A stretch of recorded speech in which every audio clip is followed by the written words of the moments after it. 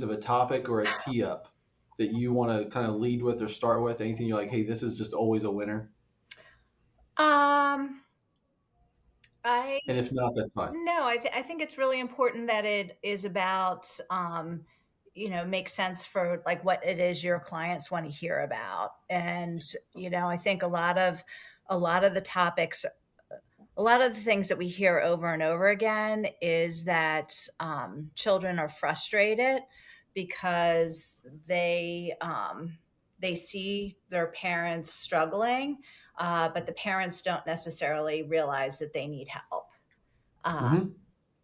And I'd say, from what I think I can understand about my audience, is that they don't know your services exist. They don't know the brand, exactly. they don't know the title, they don't know the scope. And so I think anything that you can do to kind of talk about ignorance, frustration, disappointment that people are living in kind of that entryway, that's what we're trying to tee up. That's where my audience, your services, your company, your brand has a really good intersection. Okay. So I recently did another podcast, and one of the questions was just about how to put together a plan for aging in place or a plan Hmm. for aging. And Yeah. that kind of like gave a really good framework for Okay. how to, like, what is a plan for aging? Um, so that might be a good place to start. And life managers, we help with a piece of that, but I think that's really an important piece for all aging individuals Yeah. to think about. Perfect. Okay. Let's take that and riff, and we'll jump right in and see where this leads us. You okay Okay. with that? Yep. That's good. Okay, perfect. Um, Bodie, there's a clientele who is busy, overwhelmed. We hear lots of we read lots of articles about the sandwich generation, those who are still having parenting responsibilities to their kids, sometimes adult kids, but then also the increasing responsibility to care for and be connected with their parents. Your company is Life Managers. Walk us through, help us understand the scope, help us understand the responsibilities, just walk us through what that offering looks like. It Sure. can look like. So at Life Managers and Associates, we support older adults with administrative and organizational responsibilities to live independently. Most of our clients are between 80 and 100 years old. They're people that have been very successful, well educated, and they're starting to slow down either physically or cognitively, sometimes a little bit of both. And they describe the feeling of being overwhelmed. And oftentimes they're a little bit embarrassed about it because they're overwhelmed with things that they, in prior years, were able to do blindfolded. And it's just that physically or cognitively, things are more challenging for them. And so it's difficult to continue to get everything done. And so at Life Managers, our goal is not to come in and take over, but to understand what is overwhelming the client so that we can help them to get to the finish line. We want people to remain in the driver's seat, to be the decision makers, and to be able to make their own decision. But we also want them to be able to not make mistakes or get taken advantage of. And that's really the sliver of the care team, if you want to call it, or support team for an older adult that Life Managers fills. That's great. Walk us through some of the specifics as far as I can see some of that becoming medical. I can see some of that being bill pay and organizational. Sure. I can see some of that being maintenance. When I think about the goal, and I think so many couples and individuals have the goal of being able to age in place. Let me stay where I'm comfortable. Let me stay in this house. Let me stay, in these four walls and a roof that I absolutely adore. And let's do everything possible to make sure that that comfort, that ease, that familiarity happens. Walk us through some of the specifics, some of the niches. Tell us some of the stories from your clients. So I think it's really important. Life Managers does not address the medical piece of this. That would be a care manager. And typically, someone gets overwhelmed with their administrative items before they have that major health crisis. And um, so when we're usually introduced to a client, it may be tax time. And it's just so overwhelming to be able to get everything to their tax preparer. Maybe in prior years they were receiving everything in the mail, but now their financial institution is requiring them to have an online presence and to download those forms. And if they're not strong on the computer, that may be completely overwhelming for us, for the client. So that type of situation would be an example of where we would be brought in. And again, our goal then is to help them with that particular task. We often find that people don't realize that they're actually gaining independence by having this help, because their time is freed up and they're not completely frustrated with trying to create that user login and password, and they don't have enough characters, or the special, they need a special character and a number and a capital. So we take that all away from them. Did I answer your question? What was Yeah. Yeah, okay. Well, I'm just curious as far as, what are some of the uh, how would a child, or how would an individual be able to raise their hand and say, I'm starting to see signs? What are some of the, if you will, early, maybe someone would say, no, no, no, that's too early, I don't need that yet, but they still need to know, or still be aware of an offering that your team's So capable of. I'll say that it's never too early, because we all know that we're going to age and we're all going to have somehow some kind of health crisis. And whether you hire a company like Life Managers and Associates to help you with this, or you do it on your own, or you have your power of attorney do it with you, it's really important to get your all of your documents and all of your accounts streamlined and simplified, because the older we get, the it's just better if things are simplified. And there may have been a reason to have three accounts, because you had, rental properties, a second home, there was a business. If it's a second marriage, it becomes even more complicated, because oftentimes there's an account from each partner, there's a joint account, and then there may be other extraneous accounts. And so, it's understanding how that money flows. We're not in the business of making financial recommendations. We're really looking at how is it that the daily money management for your everyday life. And when Social Security is going to different accounts and you're moving money around, it's really complicated. And so when you don't feel well, uh, it just becomes that much more of a burden. And so I would recommend for anyone that they think about getting this organized. Typically, in a marriage or a partnership, one partner does the daily money management. And whether it's the man or the woman, or if it's a same sex couple, it doesn't matter. It's just one person usually is responsible for it. And making sure that that other partner knows how to get that information, because those are the disasters that we're brought into. And it takes hours and hours to dig out of those disasters. Hmm. So we offer a product that we call Secure Service for the Future, where we'll just go in and help the person to get everything organized, and we'll put it into our format. And then we'll just loop back with that person once a year to make sure that nothing is changed. And then at any point, if they start to feel overwhelmed, they can engage our service, and then we can see them on a regular basis. And for us, a regular basis is either weekly, biweekly, or monthly. Okay. So, the secure service for the future is a great gift, actually. And it's a gift to your children, it's a gift to your spouse, it's a gift to your power of attorney, to have everything organized and have someone else understand what your system is. Yeah. Walk us through what transparency and communication can look like at the family level. I'd imagine that some of your clients, they're in the, let's call it the greater Philadelphia area, and then you're also then communicating or creating some form of, I'll call it accountability, or just communication between, the daughter who lives in Florida, the son who lives in Ohio, and they're saying, hey, can you help us understand what's going on with mom and dad or our parents' situation. Right.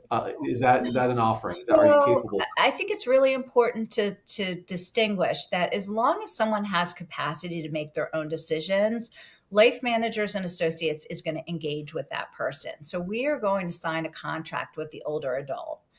Sure. And as part of that contract, it goes over confidentiality. And that is so important to us. They older adult gives us permission for whom we can speak to about their confidential information. And that's all part of that contract. As we're working together, they may add additional people through a work authorization. Hmm. From the very beginning, I always ask for a relationship with the children and possibly the power of attorney, as well as, I think it's important that we're communicating with the financial advisor, the attorney, the accountant. We all need to be a part of that person's team as they age because we all are offering a different piece of the service that's really, or of the support that's really important. And if everyone can be talking with one another, the client themselves is just that much more successful at whatever their goals are. Um, tell me. No, that's Yeah. great. Okay. So I guess We going back to the kids, Yeah, not families are difficult, or they're complicated, and it may be that the parents don't want the children to know what their financial situation is. very And much. so because we're contracted directly with them, they get to make those decisions about what it is that we can and can't communicate. So, I hear often that the kids want to help. And I think it is so important that kids do help, adult children help,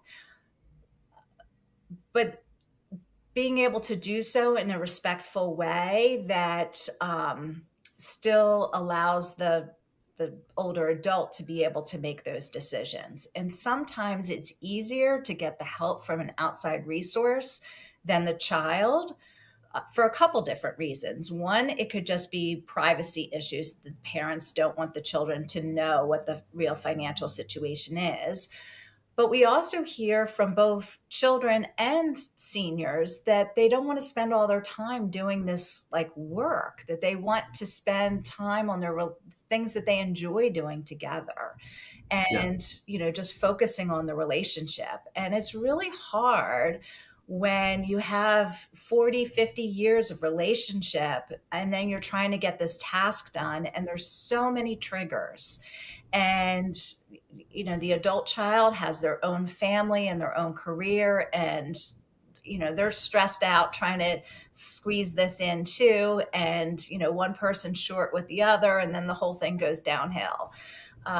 It doesn't happen like that every single time, but we see that over and over again. And so, being able to step back and have someone else do this work so that they can then enjoy each other's company is that too is a real gift. Absolutely. Yeah. It's keeping professional boundaries, keeping privacy, maintaining the relationship in that season of life. So Mhm. key. What have you learned about, um, I'll call it senior fraud? We've seen cases where we've had, after reviewing expenses, and a client will say, like, "Oh, I didn't know that that dance studio was charging me for, a monthly subscription. I haven't gone to dance lessons for X number of years." We've seen situations where service providers, contractors, are kind of, I'd say, predatory pricing Mhm. for, let's pick, tree removal or for this maintenance issue, because they know that the senior is not going to be either interested or savvy enough to do the price comparison. So just walk me through, is there any capacity, is there any training around what your team's capable of that's helpful on that senior fraud? I would say that's our biggest value because we are allowing the older adult to continue to pay their bills the way that they always have, but we're keeping an eye on what's going on. And so we're able to identify, and this just happened a couple months ago, the client's water bill was up $7,500. And the client manager was able to identify that. And we found it was a red flag that something was wrong. And there was a leak in one of the basement toilets that the client, never went down to the basement. And, we were able to find that. And then we were able to schedule a contractor. And so, in addition to the daily money management, we can help with any type of home maintenance projects. If the client can do it on their own, we want them to do that because we Mhm. believe that that's in their best interest to be able to do things independently. But we want to make sure that they get it done. So the client could say to us, great, we found we have a leak and we've got to get a plumber. I have someone. And if they can take that and get that done, that's great. But if they don't make the phone call and don't get it scheduled, we'll say to them, well, let's do that together. And, Mhm. would you like to schedule this on a day that I'm here so that I can interact with the contractor? That again is up to the client to make that decision. So a relationship with life managers is really, it's a relationship. And so we're, continuing to have these conversations about, are you going to do this or do you want us to do this or should we be doing this together? And if they're not moving forward with the things that we had identified, then to bring that to their attention. Another situation that happened recently was a client manager showed up. It was a monthly meeting and took a look at the bank account and recognized that $8,000 had come out of the account. And it had come out in different amounts, slowly, like started out with a little bit and, incrementally it got more and more money, but it was a total of $8,000. The client had no idea. And so we were able to call the bank because we identified it right away. The bank was able to recover the money, give it back to the client. And then we were able to help the client to establish the new bank account. And then, that requires calling Social Security or going on the Social Security website to get the money transferred to the new account and all the other reoccurring payments. So we are going to be looking at somebody's bank statements. If they have online access, we'll on their computer look at their online bank statements, banking, and then looking at the credit cards because like you said, over and over again, there's all these subscriptions or duplicate payments. And we're just questioning and asking the client, is this something that you ordered? Is it, something that you still want? Should we get rid of it? And Yes. again, it goes back to the client being able to make their own decision about, what it is that they spend their money on, Yeah. which they should be able to do. It's their money. Completely. Yeah. I'm curious, when you get thank you notes from your clients, and I'm going to guess from their kids as well, because, from my point of view, I'm seeing dignity, right? I'm seeing independence, like this quality of life thing that they're getting, which is a real gift. What do the thank you notes say? What are the clients, their spouses, and/or their kids? What are people grateful for as far as what your team's capable of? I don't think people realize how we become part of their family. We truly do. And one of our core values is to establish meaningful relationships with our clients. And while it is a professional relationship, we really care about the people that we work with. And I think that shows in our work. And we hear that from the children, we hear that from the clients that they had no idea that they even needed this service, and then they can't live without it. And for the children, especially, I mean, typically the children of our clients don't live locally. Hmm. That's not that's not always the case, but frequently it is. And they're so grateful to know that there's someone here that can be the boots on the ground.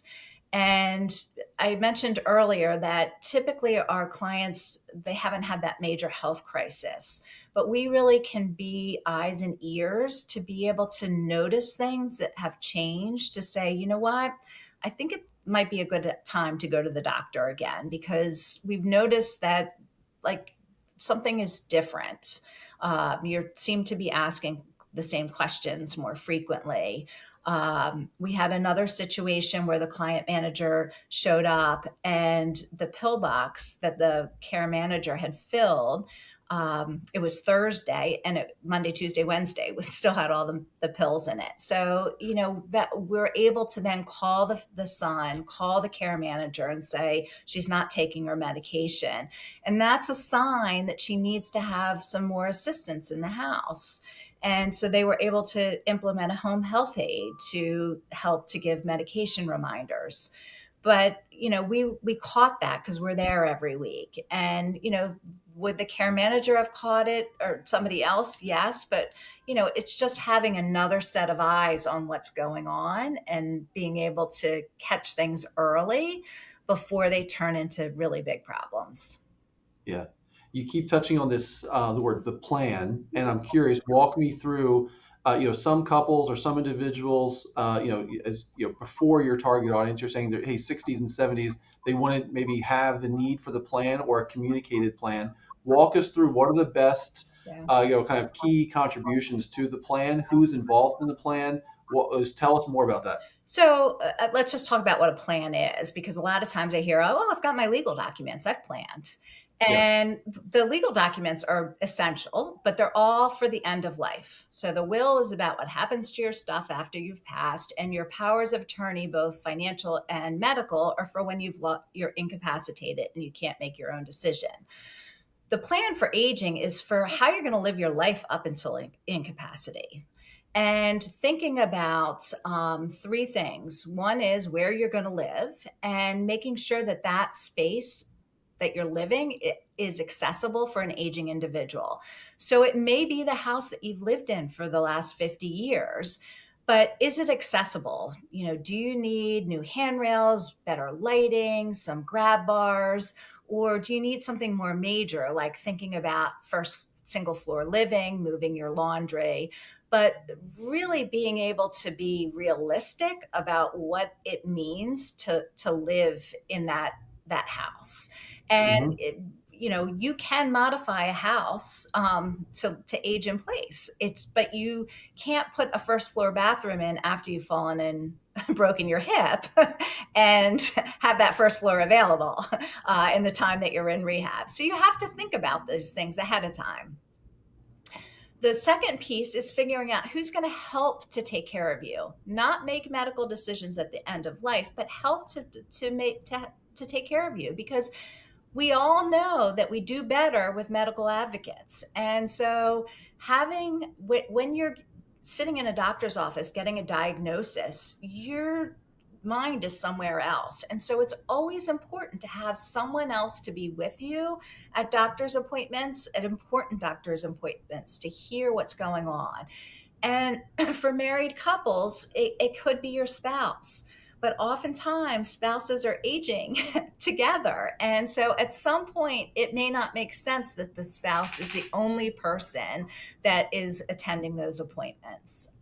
So it's that care management component. And it can be a family member or it can be a paid person as well.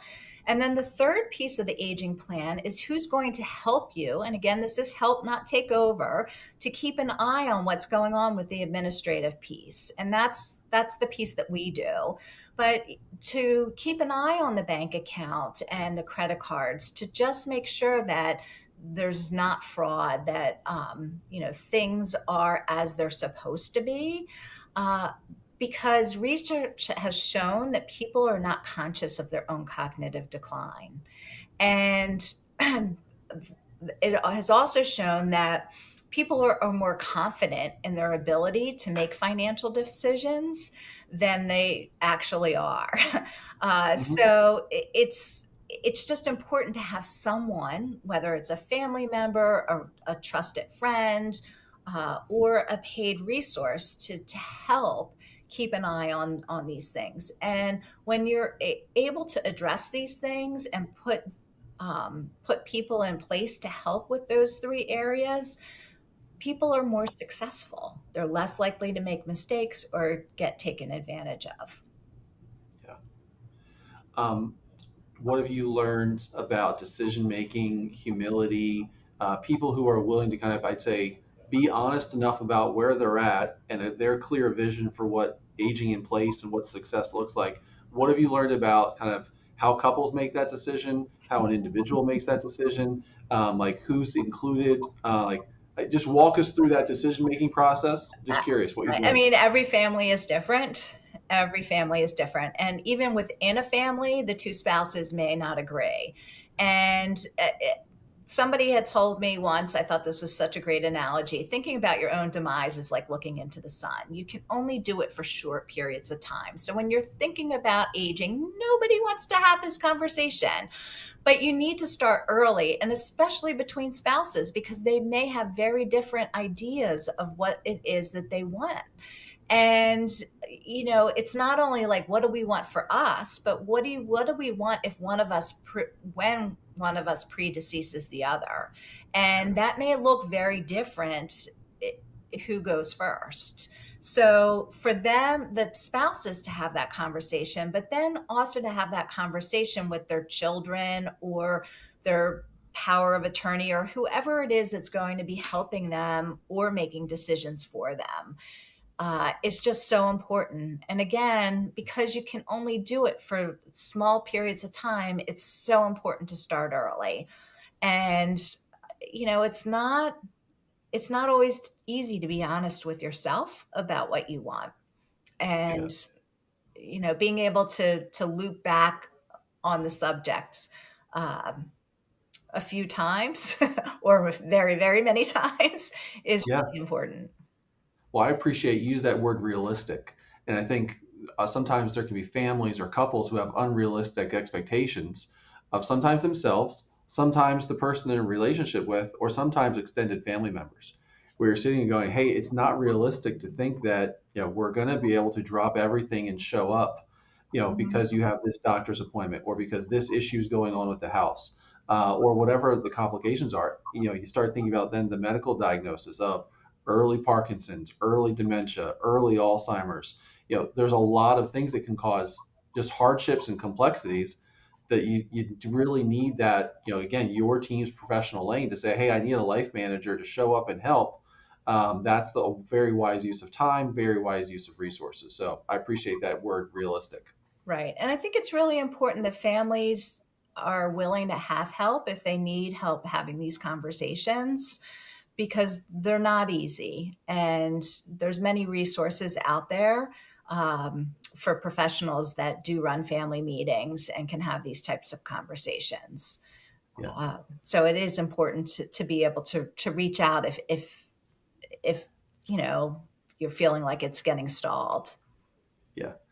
Bodie, this is great. Walk us through if someone needs to reach out to you, where do they find you? Where do they find your company? Sure. What does an intro conversation look like, Mhm. as far as how someone says, I might need, I'm just curious enough? Like, walk us through that process. Sure. So our website is www.life-managers.com. The phone number on there goes right to me, so I answer all the calls. I'll just say that typically people don't reach out to us directly. Typically, it is their financial professional or attorney who might have said to them, "I think this service could be of value to you." But that's not a hard fast rule. So we get calls from individuals, we get calls from adult children, as well as their professionals. And the initial call is with me, and I just want to understand what your situation is and what it is that you're overwhelmed with. And once I understand that and can give a little bit more information about how we work, then I would schedule a time for our operations manager and myself to come to your home to meet you. We really believe that it's important for the client to meet us and make sure that we feel like we're a good fit for them. And if they choose to engage our services after that meeting, we would sign a contract. And then Kate, our operations manager, would go back with our our team, and each client is assigned a designated client manager and a team leader. And the first meeting is usually both the team leader and the client manager. We think it's really important that the client knows two people from our company, and two people from our company know where everything is in that client's environment, because people have emergencies and they need something right away. And if our client manager is unavailable, then our team leader is able to fill in. We also have, people get sick, people go on vacation, and then that way there's always backup for somebody to serve that client. And we would decide, depending on what the client's needs were, whether this was just a secure service for the future where we're just gathering all the information and then just looping back annually, or whether we're going to meet with them monthly, biweekly, or weekly. Over time, that can change depending on what the client's needs are. So for some clients, everything is very disorganized. There's, some mail is coming in hard copy, some is coming in on text, some is coming on email to his account, to her account. And, just figuring out how everything arrives and then how everything is being paid could take, hours worth of work. And so jobs like that, we're really heavy on the front end, but then we'll say to the client, let's start coming every other week, or let's start coming at once a month, because you don't need that much support anymore. And that's really up to the client to decide, because some clients like the fact that they have somebody come every week because they know that stuff gets done. That's great. Yeah. And so, we'll continue on that path. And, sometimes clients say, you know what, I'm in a really good place right now. I don't think I need you to come for a little while. And that's fine for us. As long as we do take a retainer when they sign the contract. And as long as we're holding on to that retainer, we can, take a pause for as long as they need. So, it's really personalized for what each individual needs. And that's really what's important to all of us at our company is, we don't want to take over. We want to just give you enough so that you're feeling really good about where you are and knowing that everything is getting done. Yeah. I know we've had couples, we've had widows, widowers who have benefited from understanding your team's role and process and capability. And as you said, the effectiveness, the optimization, the efficiency, the quality of life, the healthy boundaries as far as letting kids be kids and family relationships be family relationships. So yeah, we've heard nothing but great things about what you and your team are capable of. So thanks for taking the time with us today. Really appreciate it. Oh, thank you. It's been a pleasure.